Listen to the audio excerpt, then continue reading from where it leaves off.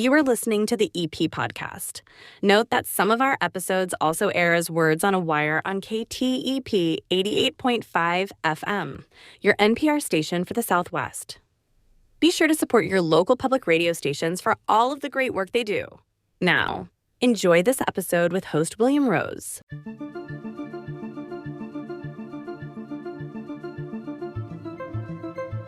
The latest is that OpenAI has just raised $6.6 billion in the biggest fundraising round for a technology startup of all time, the biggest ever. It's an incredible amount of money for the company to have raised. And according to the Financial Times, it even came with a stipulation that the investors, who include Tiger Global, Masayoshi Son's Vision Fund, and Thrive Capital, that they cannot invest in competing companies like Anthropic. And that, I think, is really illustrates the kind of sway that OpenAI and Sam Altman have now. It's unheard of for a startup to say to their investor, oh, but you can't invest in our competitor. That was Parmy Olson, an opinion columnist for Bloomberg and the author of a new book called Supremecy: AI, ChatGPT, and the Race That Will Change the World. Today we're going to talk about the multi-billion-dollar arms race to build artificial general intelligence, or AGI, and the companies leading this race, OpenAI and Google's DeepMind. We're also going to talk about the big personalities behind these companies, Sam Altman and Demis Hassabis. Stick around to hear more about this fascinating story.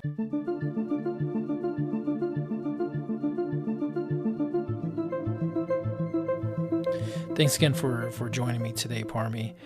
In the acknowledgement section of your book, you mentioned pitching the idea of the book right after the launch of ChatGPT. Could you share a little bit about your journey in writing this book from that exciting moment to its publication?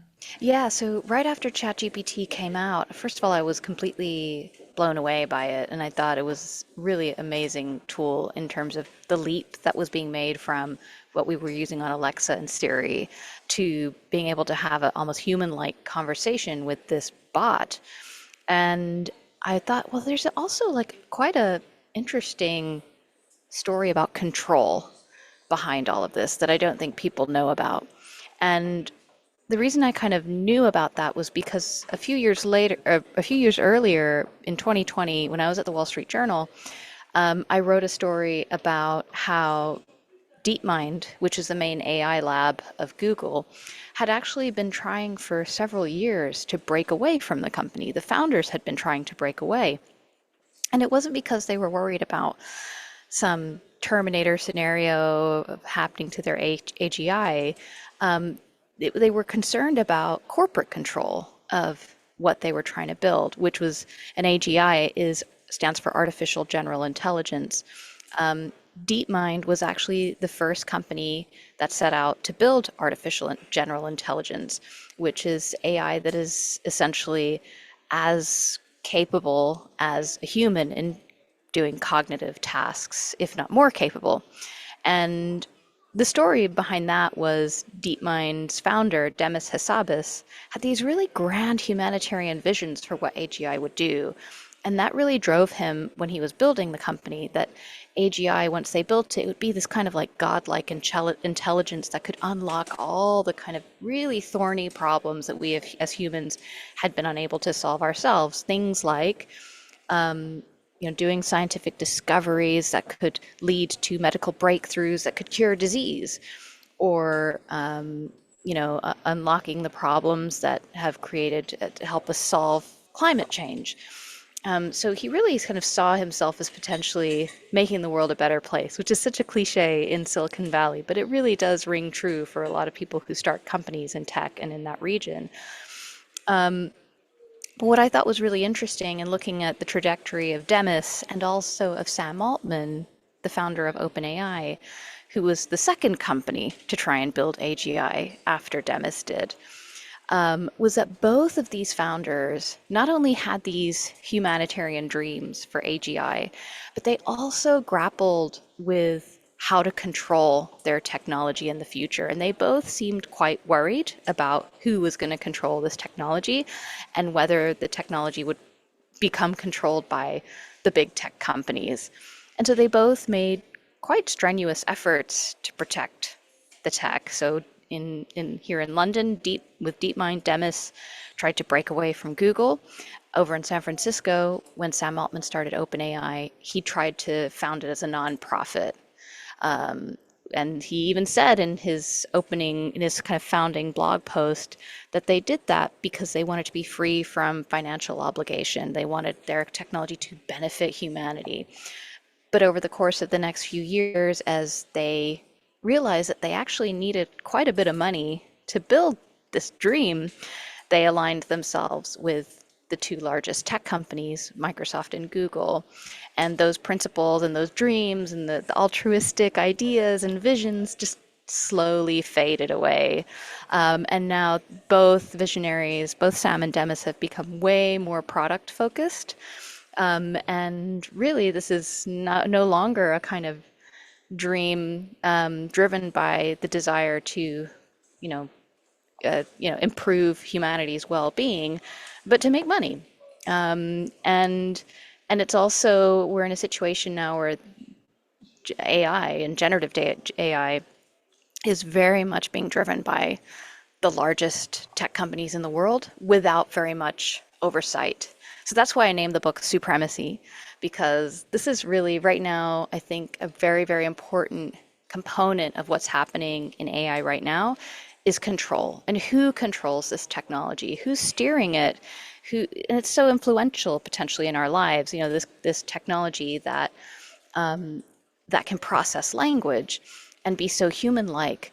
And it is firmly in the hands of the largest companies in the world, who have an incredible amount of power and are virtually untouchable because they're not really regulated properly. So that's why I wrote the book. Do you think this idealistic vision that Sam Altman and Demis Hassabis started with was real and genuine, but things just took a backseat because money just became too much of an issue?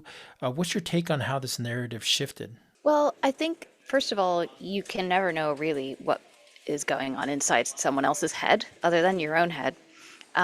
But with the case of Sam and Demis, just from everything they've said, and I've listened to a lot of interviews that they've done or read a lot of interviews that they've done, and they do both seem like they had quite noble intentions from the beginning. They were quite genuine in wanting to use AI to do great things. But there's also another facet to their personalities and I think to their motivations, which is around prestige and power. And for example, when I spoke to people in my reporting for Supremecy, I found that a lot of people said that Demis was very driven to get a Nobel Prize, and that's kind of how he measured success. So prestige was a very big thing for him. Sam over in San Francisco with building OpenAI had this incredible network of people in Silicon Valley, startups and venture capitalists who were just coming to him all the time, seeking some kind of introduction to someone else or seeking advice or seeking help with the funding round. And so Sam really had amassed this kind of, as he'd become this kind of center of power in a lot of ways. So I think although, when you look at what drives people to build companies, oftentimes they want to have an impact, they want to build something great, but they also want other things that are going to be advantageous for them, like power and prestige and money too.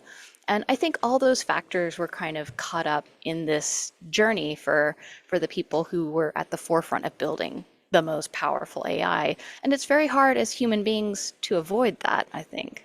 So, one aspect of your book that stood out for me was this distinction between AI ethics and AI safety, two groups with very different goals. I feel like even some folks in tech may not be aware of this distinction. Can you explain a little bit about these two approaches and why one group, particularly in the US, seems to be getting much more attention than the other? Yeah, and this is a really interesting distinction. So basically, when we talk about AI safety in the field and in the business of AI, when people use that phrase, they're referring to research into the existential threat of AI to humanity and to human civilization. And so that is kind of a threat perhaps quite far out in the future, quite a dramatic threat, where, just for an example, maybe an AI system becomes so powerful because it has reached AGI that it has kind of gained a sense of self and self-awareness, and it decides to go rogue. And then, because it has access to some of our infrastructure, maybe our electricity grid, it starts to kind of wreak havoc on our banking and financial system or our energy supply. And so that is like one of the real doomsday scenarios that people in the AI safety are working on trying to prevent. And there's a lot of money in research, a lot of money that goes into researching ways to prevent that. Millions and millions of dollars have gone into that. Then there's AI ethics. And so those are researchers who tend to be more in traditional groups in civil society, like the AI Now Institute, the Algorithmic Justice League, and they tend to be much less well funded. They just don't seem to be able to raise the same levels of cash. And they're looking at ways that AI has kind of harmful side effects in the near term today. So, for example, biased algorithms that are, don't recognize the facial recognition systems that incorrectly recognize people of color as opposed to white people, or algorithmic systems that are gender biased. And for example, just an example of that, there was a recruitment tool that Amazon was using that was kind of AI based, and it was choosing more men than women because it had been trained on a lot of data that supported males being better than females in a work environment. And so things like that is what AI ethics researchers are trying to prevent. And it's an ongoing problem. I think both areas, like the existential threat and the bias and misinformation that comes under AI ethics, both those areas are important and deserving of scrutiny. The problem is that the AI safety seems in the last couple of years to have been getting a lot more funding and a lot more attention. And I think that's partly just down to human nature, because what do you think is more interesting to talk about at a dinner party? Like, it's the Terminator scenario. Like, that's just, I think people, Yeah, it's yeah. fascinating. It's almost feels like this doomsday rhetoric surrounding AI has become a marketing tool to generate more interest and funding. Wealthy individuals, fearing the worst, are investing in these companies. Do you think it's fair to characterize the focus of AI safety as a kind of marketing strategy to raise both money and interest, or is that too pessimistic of a view? I think you've hit the nail on the head exactly. And you can also, the example you gave of people putting money into it because they want to, Jan Tallinn, who was one of the co-founders of Skype, that was one of the reasons he put money into DeepMind in the very, very early days. He was a billionaire, and he wanted to just make sure that AI and AGI was being developed safely, because he was worried about the existential. He was worried about it kind of taking over and killing us all, killing all the humans. And he still is worried about that to this day. But you can just look for another example is Sam Altman, when he went before Congress last year, and he was really talking up the dangers. It seems like a really paradoxical way to talk about your own company. Like, you should regulate us because we're building this technology that's so powerful that it could have really big unintended consequences for the safety of humanity. I'm paraphrasing him, but that is essentially how he was framing his company and what it did. But it's actually very shrewd because, first of all, there's no way that Congress is going to pass any kind of federal law regulating artificial intelligence. And Sam knew that. Everybody in tech knows that, because Congress is just gridlocked for a start, and it hasn't released any real kind of passed any kind of federal law kind of providing oversight for tech, even for social media, like in the last few years. And on top of that, I think the more you talk about how powerful your technology is and how dangerous it could be, the words that just stick in people's minds and potential investors' minds is this is very powerful stuff. And if it has the potential to wipe out humanity, then maybe that also means, maybe that's just a risk we need to take, because it also means it will, it will bring incredible value to businesses, because it'll be super capable and accurate and able to displace lots of roles that we normally, jobs that we have, and allow companies to cut costs. So that's just a roundabout way that I think that framing actually lands in people's minds. You mentioned regulation. I think it's a critical topic. In the U.S., at least, it seems unlikely we'll see any substantial regulation soon, while in the European Union, the EU, has introduced the AI Act. There has been some criticism that the EU regulation lacks teeth. What's your view on the direction of that the EU is taking? And do you think their framework is something that should be applied more broadly, particularly here in the U.S., especially given that self-regulation, as you highlight in the book, doesn't seem to work? I think it's early days, but I think it's promising in terms of providing responsible oversight that is sorely lacking for these companies.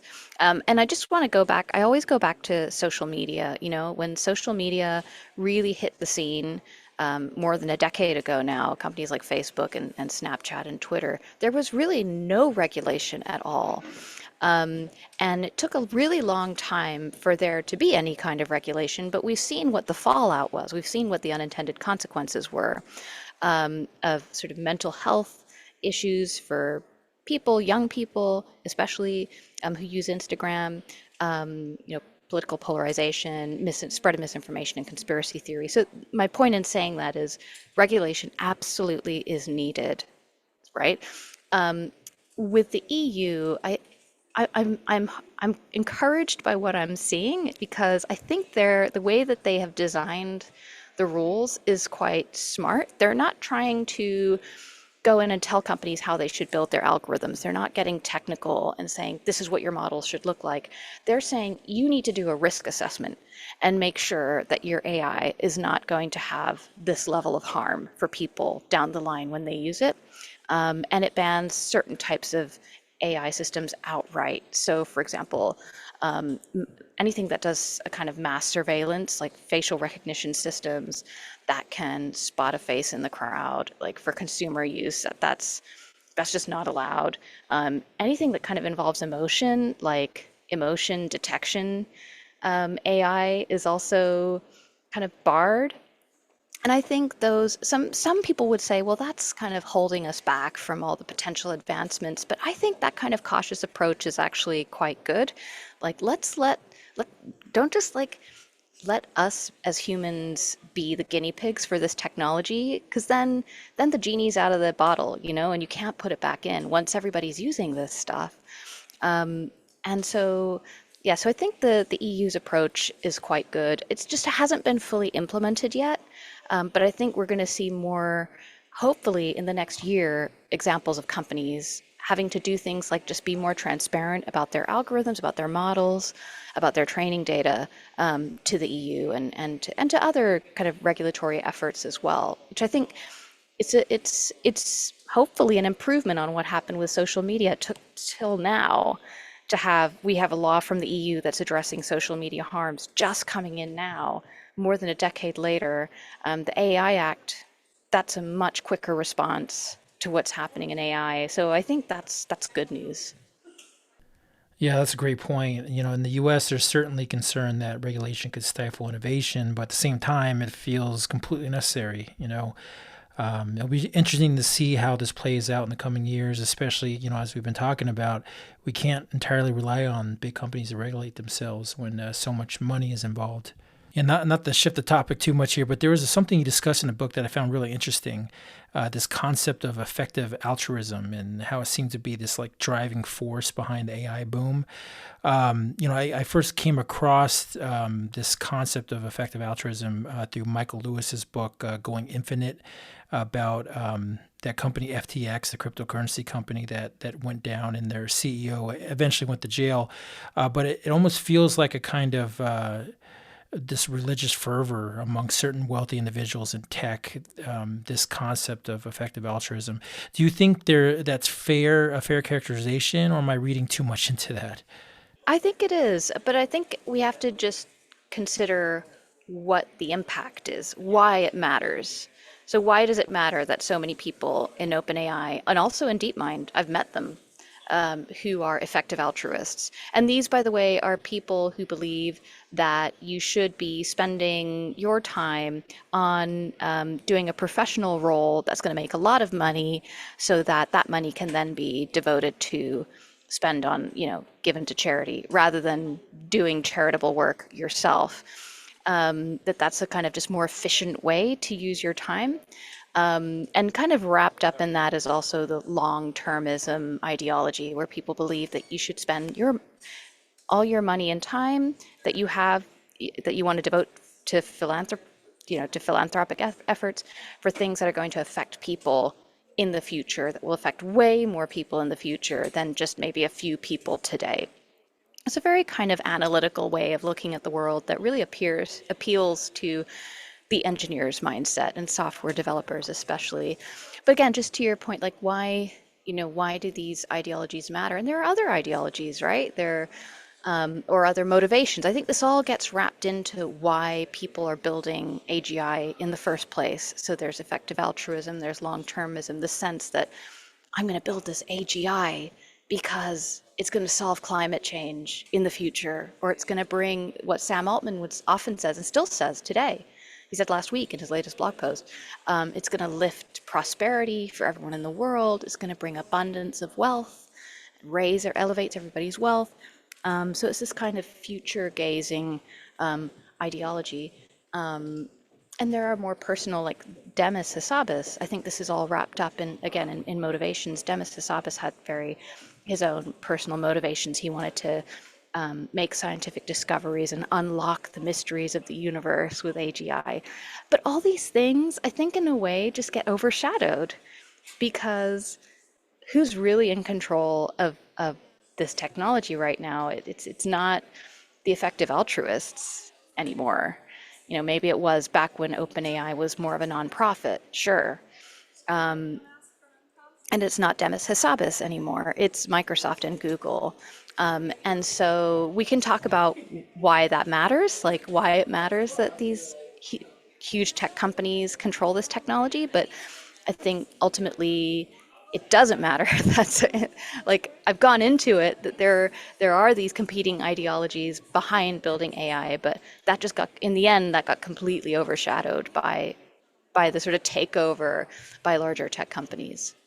The past few weeks have been pretty wild at OpenAI. I saw that Mira Murati, the CTO of OpenAI, is the latest high-profile departure at the company. The news around OpenAI never seems to stop. Are we witnessing a shift towards a more corporate-focused organization, or something else driving these changes? I think that's part of just being a startup. And OpenAI, I think also in part because it had these very strong ideological beliefs held by many of its leaders and staff that tended, I think that was going to make potentially for a lot of tension later on when Microsoft took more control of the company. The latest is that OpenAI has just raised $6.6 billion in the biggest fundraising round for a technology startup of all time, the biggest ever. It's an incredible amount of money for the company to have raised.